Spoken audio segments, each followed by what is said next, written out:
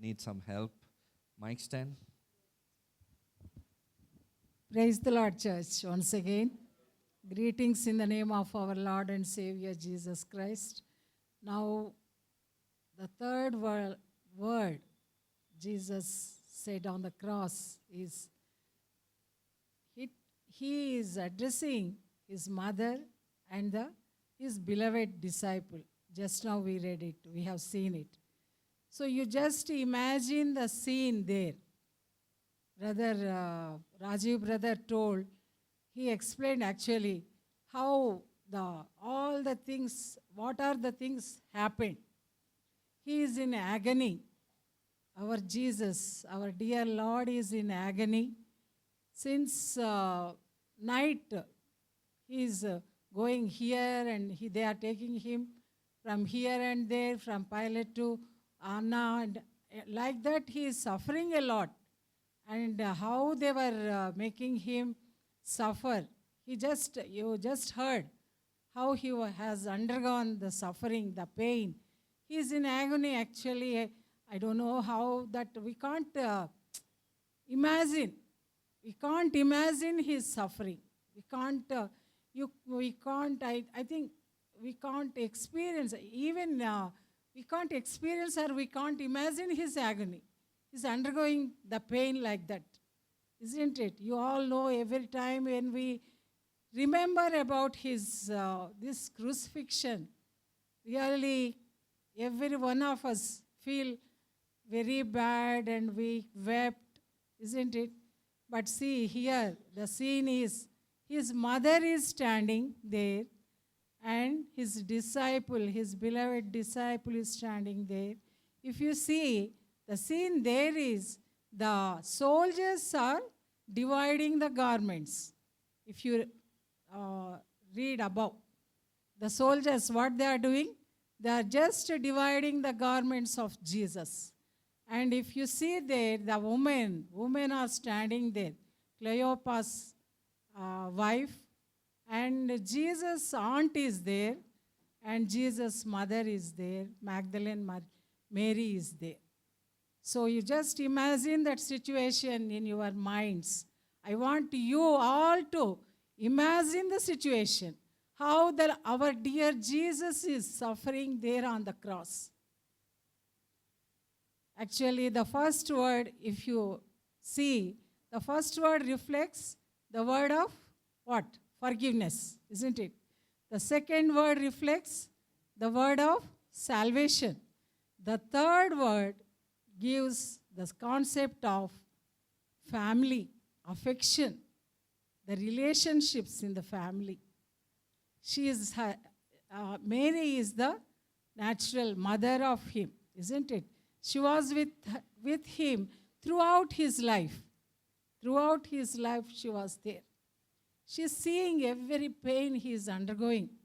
Do you think that any mother will be able to see the pain the son is undergoing? But she is there. She is so strong. How she is, I don't know, her situation. You just being mother. You just imagine the mothers, how she is feeling. But we have to remember that she is quite a normal lady like you and me, isn't it? She is not a deity, or she is not a goddess or something, as some people are worshipping, isn't it? And we have to remember one more thing is, she is also not the mediator. Some people think that like Jesus, she is also the mediator between us and the Father, isn't it? Do you know that? I think most of us know. Some people think that she is the mediator, but she is not the mediator. She is a normal woman like you and me. So you have just imagined the situation there, and in that situation, Jesus is telling his mother, from now onwards, this disciple is your son. And he told the disciple, she is your mother and you take care of her. From that moment, he took her as his mother. So here he didn't forget his mother. And naturally, when we are suffering, we don't think about others, isn't it? If she is a mother or father or brother or a sister, we will be having our own pain. We are having our own pain. We are undergoing suffering. When you are undergoing suffering, you can't think of other things. But here, he is thinking of his mother, and he has given the responsibility of his mother to his beloved disciple. You know, John is the beloved disciple of Jesus. And one more thing is here, you all know, I think, Jesus has brothers, isn't it? Jesus has natural brothers. He has brothers and sisters also. But he didn't think about them. He has given the responsibility of his mother to his beloved disciple. So what will be the reason, do you think? This reason is she has understood about Jesus, why he came into this world. And she has joined the family of Father, our God. She has joined the family of our Father God. Okay, so that's why we are all one family, isn't it? Do you think or not? We are all one family. We are all brothers and sisters, mothers or father. Not father, our Father is only one, isn't it? For all of us. So, if we see one word from Ephesians, if anyone can read that, Ephesians 3:14-15. There, for this reason I bow my knees to the Father of our Lord Jesus Christ. To the Father of our Lord Jesus Christ. అంటే మన యేసయ్య, మన ప్రభు అయిన యేసయ్య తండ్రి అని చెప్పినారు అక్కడ.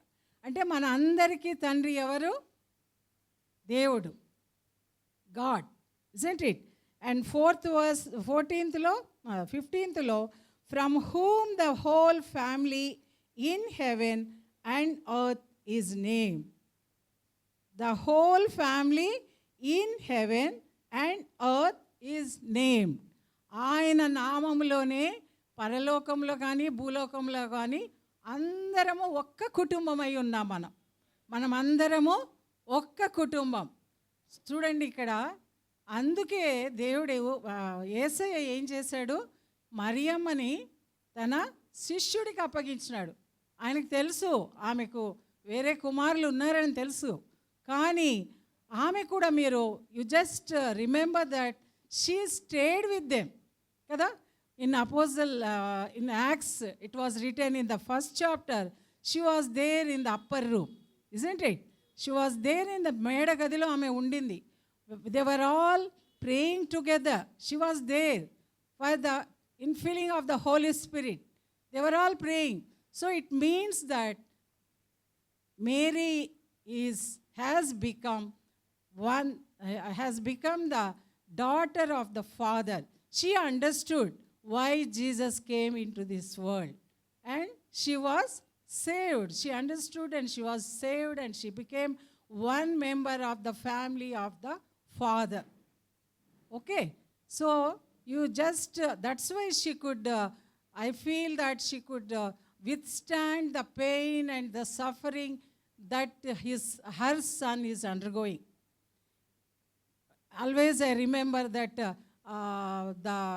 in the night Jesus was whipped, isn't it? యేసయ్యని కొరడా దెబ్బలు కొడుతున్నారు రాత్రి, కానీ ఆమె అక్కడే నిలబడుకొని చూస్తుంటుంది. దీంట్లోనే ఈ పిక్చర్లోనే ఆ సీన్ ఉంటుంది. నేను ఎప్పుడు అనుకున్నా ఎంత కష్టం కదా ఇట్లాంటివన్నీ ఒక తల్లిగా చూడాలంటని. కానీ she knows why he came into this world. She understood that. She become the child of God. Child of God. When will we become the child of God? Just we read John 1st chapter. John, ఎవరైనా చదవండి. John 1st chapter, 12th verse. As many as received him, to them he gave the right to become children of God, to those who believe in his name. నీవు గనుక యేసయ్య పేరును నమ్మి, తర్వాత who believe in his name, ఎవరైతే ఆయన నామమును అంగీకరిస్తే వాళ్ళందరూ ఏమవుతారు? దేవుని బిడ్డలు అవుతారు. ఆ కింద చూస్తే కూడా వాళ్ళంతా ఎలా పుట్టిన వాళ్ళు? They were not born not of blood, nor of the will of the flesh, nor of the will of man, but of God. నువ్వు మనుషుల శరీరేచ్ఛను బట్టి పుట్టిన దానివి కాదు, కానీ but by the will of God, but by the cleansing with the precious blood of Jesus, we all will become the children of God. We all become the family members of the Father. Okay? If you are still not a child of God, if you don't belong to the family of the Father today, I request you to think of this, to think about that. If you are not, though, if you are living as a nominal Christian, not cleansed by the blood of Jesus, not becoming the family member of Father, you consider about this, because we are all in the last days. Jesus is going to come. So today, that Jesus from the cross, Jesus on the cross, he is calling us to become, he is inviting us, actually. He is inviting us, he is there, and he is inviting us, come child, you be the one of the family members of our family. Okay? So here we can understand how Jesus is, that's why he is, I believe, we believe that's why Jesus gave the responsibility of his mother to John, and she was also with them afterwards also. After the death and resurrection of Jesus, she was with them. She was living with them. She was one among the 120 members. Okay, so that is one point, and we can also understand that as an elder son, he took care of his mother. Isn't it? From this verse, we can understand that as an elder son, ఆయన పెద్ద కొడుకుగా తన బాధ్యత నెరవేరుస్తున్నాడు. అంత బాధలో ఉండి, అంత కష్టంలో ఉండి, ఆయన మా అమ్మని చూసుకో అని చెప్పి తన శిష్యుడికి చెప్తున్నాడంటే ఆయన బాధ్యతని ఎంతవరకు ఆయన ఎంత గొప్పగా నెరవేరుస్తున్నాడు కదమ్మా. So we have to think of about us. What is our responsibility? See, Jesus cleansed us. He suffered like that, and he shed his precious blood for us, and he made us his own precious children. But what are you doing to him? నువ్వేం చేస్తున్నావు? ఆయన నిన్ను కొనుక్కున్నాడు, నీ సొత్తుగా చేసుకున్నాడు, నిన్ను విడిపించాడు, నీ పాపం నుంచి నిన్ను విడిపించాడు. ఎవరు విడిపించినట్లు ఎక్కడ మనం చదవం. ఎక్కడ కూడా దేవుడు అని చెప్పి కొలుస్తున్న వాళ్ళు కొలుస్తున్న దేవుళ్ళు ఎవరు కూడా అలా చేసినట్టు మనము ఎక్కడ చదవం. కానీ పరిశుద్ధ గ్రంథంలో రాయబడింది, మనమంతా నమ్మాము, మనమందరము విశ్వసిస్తున్నాము, మనల్ని ఆయన తన సొత్తుగా తన బిడ్డలుగా చేసుకున్నాడు. మనమందరం ఒక కుటుంబంలో ఉన్నాం. మరి నీ రెస్పాన్సిబిలిటీ ఏంటి? ప్రభు మనకిచ్చిన ఆజ్ఞలను పాటిస్తున్నారా? Are you following the commands which he gave us? ఆయన I think 15:14లో అనుకుంటా జాన్ ఏం చెప్పాడు? మీరు నా ఫ్రెండ్స్ అని చెప్పినాడు. If you follow my commands you will be my friends. చూడండి, ఆయన మనకి ఎన్నో టైటిల్స్ ఇచ్చాడు. మీరు బ్రదర్స్ అన్నారు, సిస్టర్స్ అన్నారు, ఫ్రెండ్స్ అన్నాడు, ఆయన సొత్తు అన్నాడు. అంతగా మన గురించి ఆయన చెబుతుంటే మరి ఆయన ఎడల మనం ఏ విధమైనటువంటి రెస్పాన్సిబిలిటీ, ఏ విధంగా మనం అంత చేస్తున్న మన దేవుడికి మనం ఏం చేస్తున్నాం, మనం ఏమైనా చేస్తున్నాం ఆయన కొరకు? మనము నిలబడలేకుండానే పడుతూ లేస్తూ జీవిస్తున్నామా? That's what you just think of today.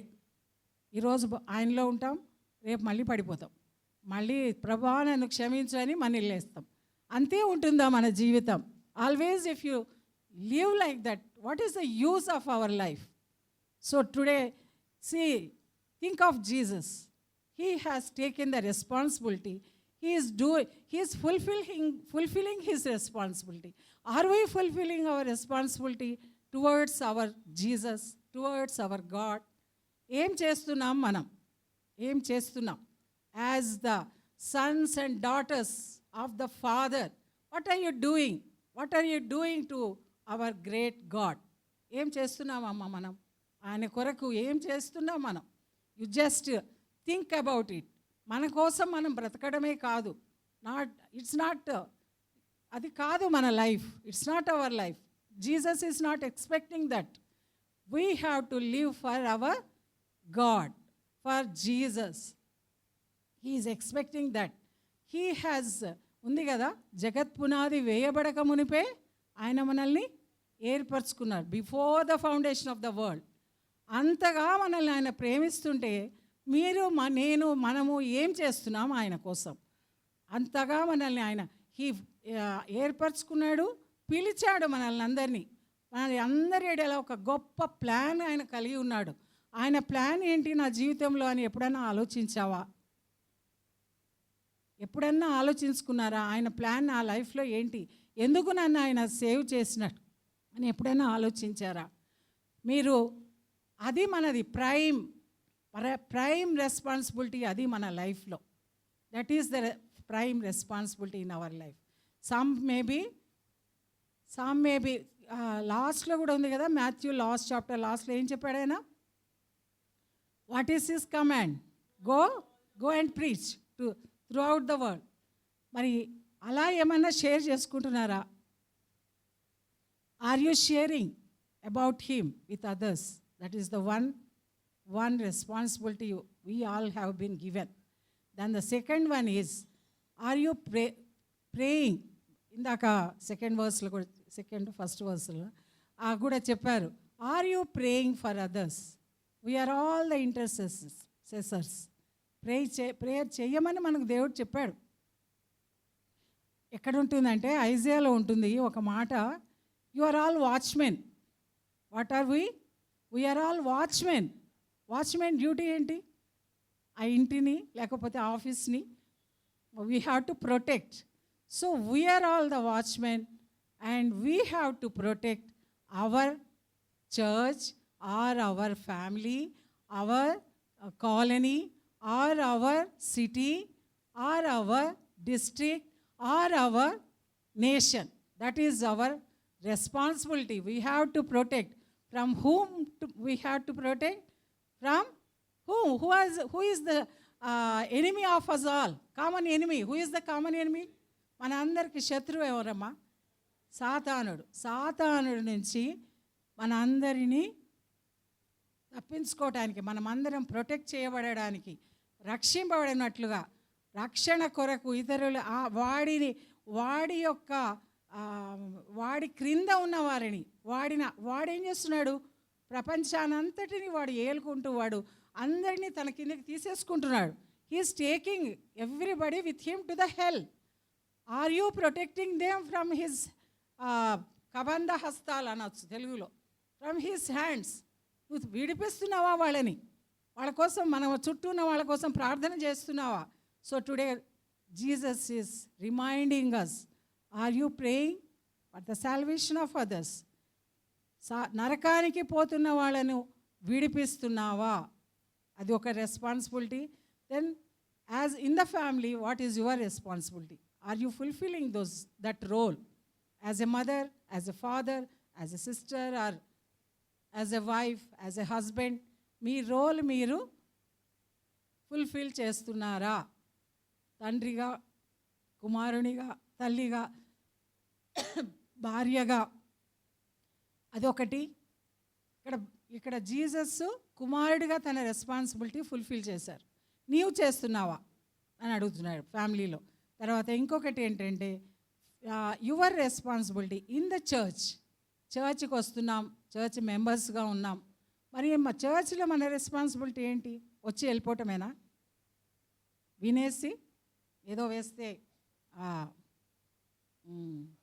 కానుక వేసి వెళ్ళిపోవటం అదేనా మన రెస్పాన్సిబిలిటీ? ఇంకేమన్నా ఉందా? You just think of that. చర్చ్లో మీ రెస్పాన్సిబిలిటీ ఏంటి? సొసైటీలో మీ రెస్పాన్సిబిలిటీ ఏంటి? మనం ఎంతమందినో కలుస్తుంటాం రోజు, వాళ్ళ ఎడల మన రెస్పాన్సిబిలిటీ ఏంటి? ప్రభు ఈరోజు అడుగుతున్నాడు, నువ్వు రోజు కాలేజీకి వెళ్ళి వస్తున్నావు, ఆఫీస్కి వెళ్ళి వస్తున్నావు. ఆఫీస్లో మరి ఓన్లీ నీ పని చేసుకొని రావడమే కాదు నీ రెస్పాన్సిబిలిటీ. మనము ఆయన రాజ్యాన్ని విస్తరింపచేయాలి, అది మన responsibility. That is our prime role. Doctor అయితే ఆయన దగ్గరికి ఎంతమందో క్లయింట్స్ వస్తారు. నీ రెస్పాన్సిబిలిటీ ఏంటి? So what is your responsibility towards God, in the family, in the church, in the society, in the community?